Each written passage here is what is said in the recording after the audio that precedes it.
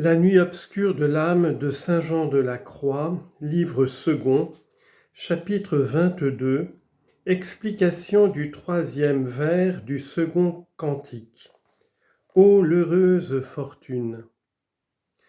On voit maintenant combien l'âme est heureuse d'avoir évité les embûches et la violence du démon, du monde et de la chair, ses ennemis, et d'avoir obtenu la liberté d'esprit qui est si chère aux bonnes âmes.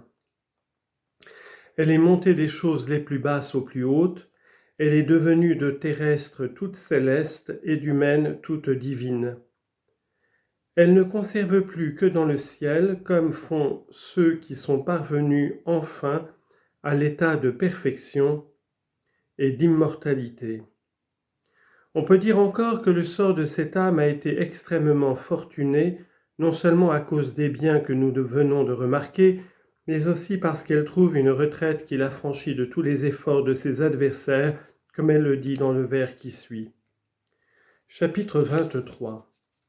On donne l'explication du quatrième vers et on décrit l'admirable retraite de l'âme où le démon n'a nul accès, quoiqu'il entre en d'autres retraites plus sublimes. Étant bien cachée dans l'obscurité.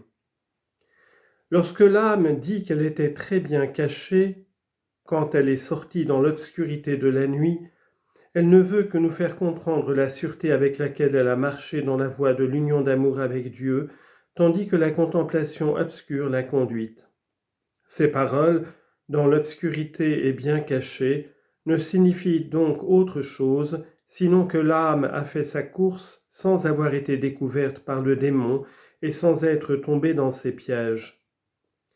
La raison en est qu'elle a reçu d'une manière passive et secrète une contemplation infuse, sans que l'essence intérieure ni extérieure de la partie animale y ait en rien contribué.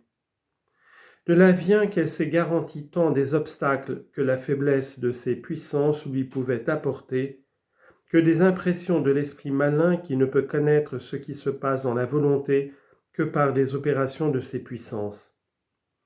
Ainsi, plus les communications de Dieu sont spirituelles, intérieures et éloignées des sens, moins il peut les découvrir et les pénétrer. C'est pourquoi il est important que le commerce de l'âme avec Dieu se fasse de telle sorte que les sens n'en aient aucune connaissance ni aucune participation, et cela pour deux raisons. La première, afin que la faiblesse de la partie animale n'empêchant pas la liberté de l'esprit, la communication spirituelle de Dieu se fasse avec des biens plus abondants. La seconde, afin que le démon, ne pouvant entrer dans ses opérations intérieures, l'âme agisse plus sûrement. Sur quoi nous pouvons donner ce sens à ces paroles de Jésus-Christ, que votre gauche ne sache pas ce que fait votre droite. Matthieu chapitre 6 verset 3. C'est-à-dire que votre partie inférieure ne sache pas ce que fait votre partie supérieure, mais que ce soit un secret qui ne soit connu qu'à Dieu et à l'âme. Toutefois, lorsque cet esprit de ténèbres s'aperçoit que les sens et les puissances de la partie animale sont dans un profond silence et dans un repos universel, il conjecture de là que Dieu se communique intérieurement à l'âme, quoiqu'il ignore de quelle manière il fait ces communications. Et il ne doute pas qu'elle ne jouisse de quelque bien signalé. Alors il agite, il inquiète, il trouble la partie inférieure par la douleur, par l'horreur, par la terreur qui l'y excite, afin que cette partie jette le trouble et l'inquiétude dans la partie spirituelle et qu'elle arrête par cet artifice l'infusion des biens surnaturels que Dieu verse dans l'âme. Mais lorsque la contemplation infuse illumine purement l'esprit et lui fait sentir toute sa force, de quelque adresse que le démon se serve, il ne saurait l'inquiéter.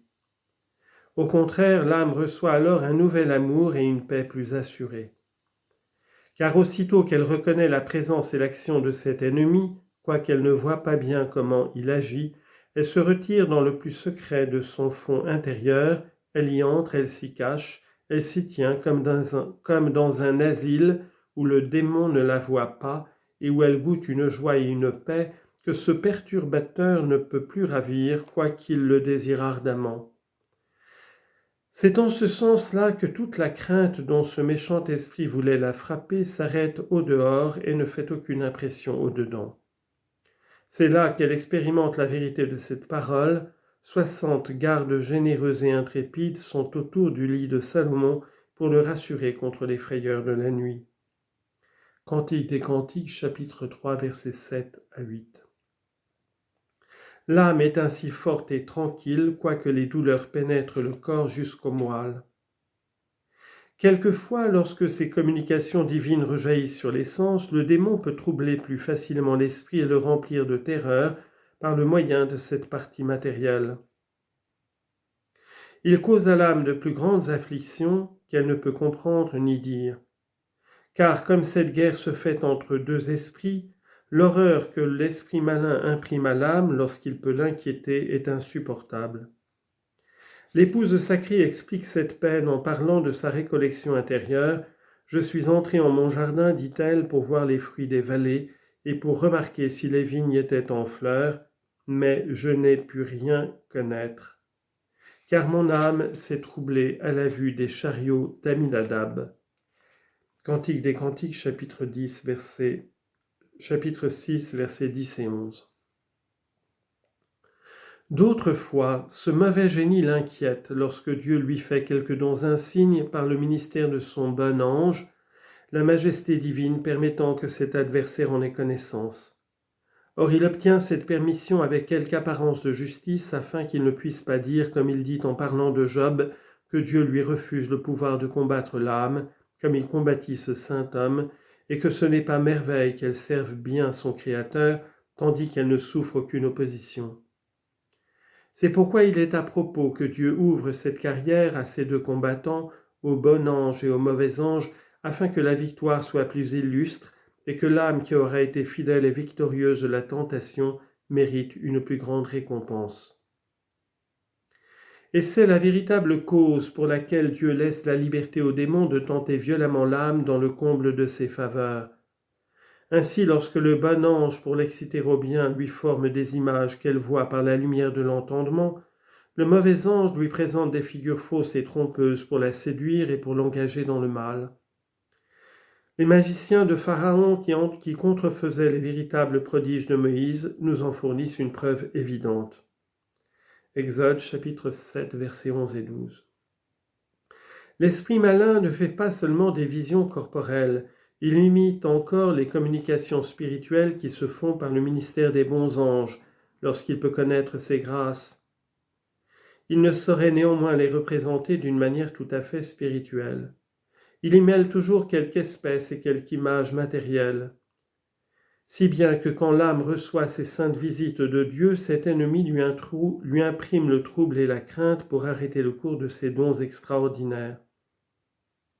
Mais l'âme, aidée du secours que son bon ange lui donne, peut quelquefois se préserver de cette frayeur en se recueillant promptement en elle-même. Quelquefois, Dieu permet que ce trouble et cette crainte durent longtemps, ce qui paraît à l'âme une plus grande peine que tous les tourments de cette vie.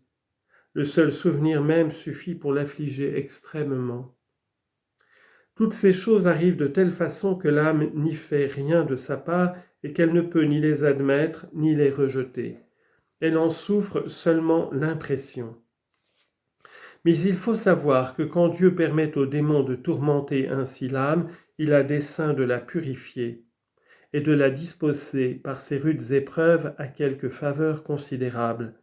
Car jamais il ne mortifère que pour donner une plus grande vigueur, jamais il n'abaisse que pour élever davantage.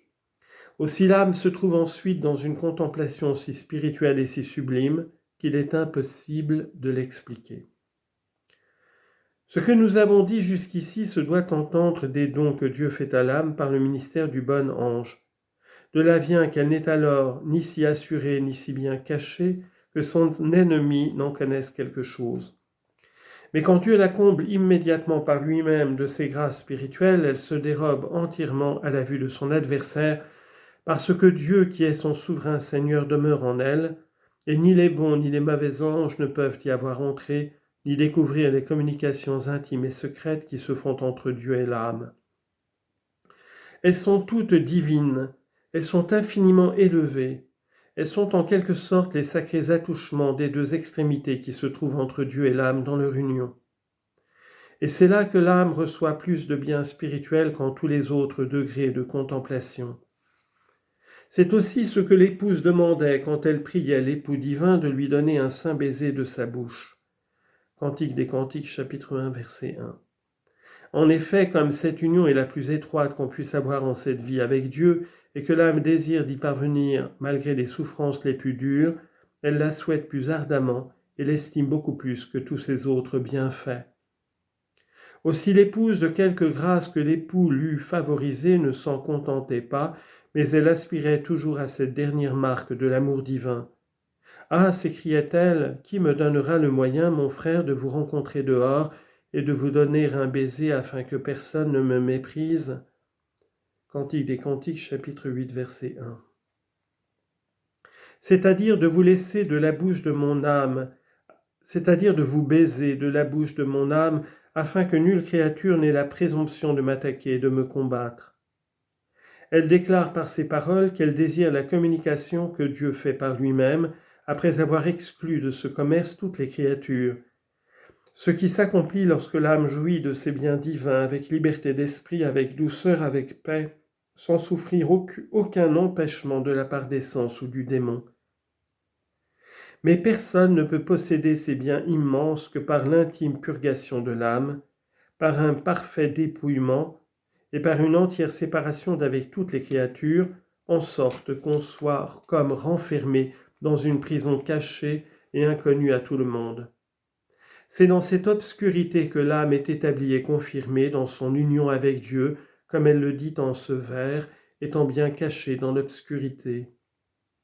Que s'il arrive que ces grâces spirituelles soient infuses dans l'âme secrètement, c'est-à-dire dans l'esprit seulement, et non dans les puissances, elles se voient selon la partie supérieure si éloignée de la partie inférieure qu'il lui semble qu'elles n'ont rien de commun et qu'elles sont divisées l'une de l'autre comme si elles étaient en deux personnes différentes.